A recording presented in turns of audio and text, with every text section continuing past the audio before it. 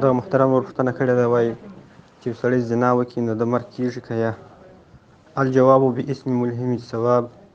محترم ورور دې سوال په جواب کې باید ووایو نو که چیرې زنا وکړي نو دا سړي ته به موږ وګورو دا سړی واده والا دی که یا؟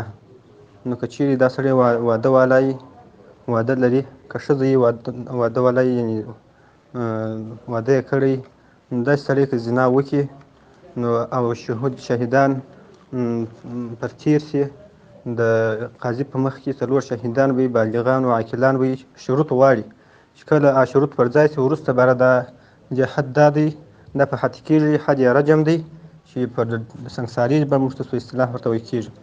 او که چیرې داسې څوک زنا وکړي چې هغه واده والا نه وي، بیا شهیدان پر تیر سي، هغه د شهودو هغه شرطونه چې د حدودو دپاره شته، هغه شرطونه ټوله پر ځای سي، نو که واده والا نه وي داسې سړی د زنا وکړي د دپاره بس حد دا دی چې دا به 100 دورې وهل کېږي.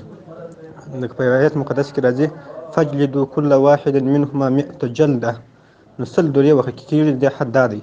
نو خلاصه دا سوله که چیرې داسې سړی زنا وکړي چې هغه واده لري، یا داسې ښځه زنا وکړي چې واده لري، نو دوی لپاره حد دا دی چې رجم کېږي به، چې شروط پر ځای سي، امارت اسلامي امر په حدود سره وکړي، په دغه صورت کې وژل کېږي. او که چیرې داسې و چې دی واده والا نه و، داسې ښځه وه او یا داسې سړی و چې واده والا نه و، زنا وکړه، نو د دې سړي لپاره حد دا دی، حد که د حد شروط پر ځای سوله، امارت اسلامي حدود جاري کړه، د ده لپاره بیا حد دا دی چې 100 دورې وهل کېږي، شرعي دورې. نو بس دا دواړو لپاره حد دی. نو دا ستا پوښتنه چې ده په دا 2 جزو باندې مشتمله شول. والسلام علیکم ورحمة الله.